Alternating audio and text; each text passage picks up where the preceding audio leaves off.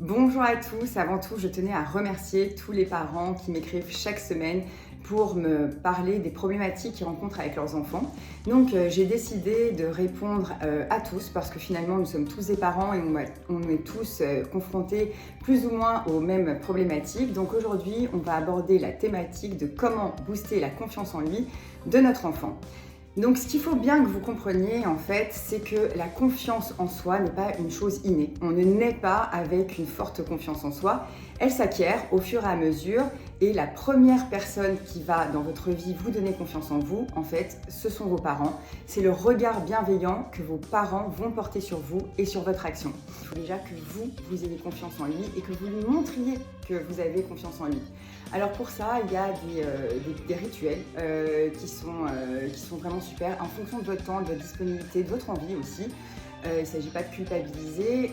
Vous pouvez mettre en place un rituel où chaque soir, chaque semaine, en fait, vous lui dites une chose que vous avez apprécié chez lui ou qui vous a impressionné. Vous pouvez lui dire par exemple que tel comportement chez lui est incroyable, que tel trait de son caractère vous l'appréciez beaucoup, que vous avez remarqué qu'il avait fait telle ou telle chose à la maison et que c'est quelque chose que vous valorisez.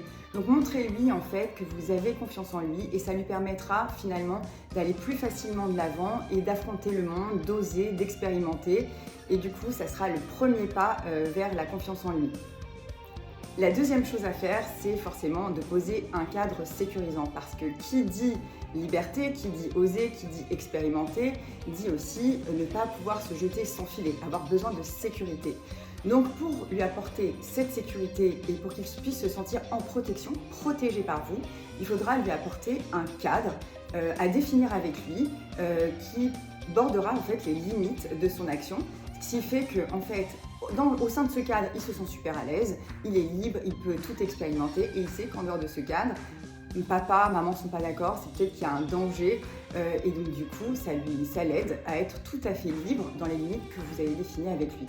Vous allez voir que si vous lui posez un cadre et si vous l'encouragez par votre regard bienveillant, il va finir par se déployer, il va commencer à libérer tout son potentiel et c'est comme ça que sa confiance en lui va se renforcer parce que la confiance en soi vient de l'action puis de la répétition.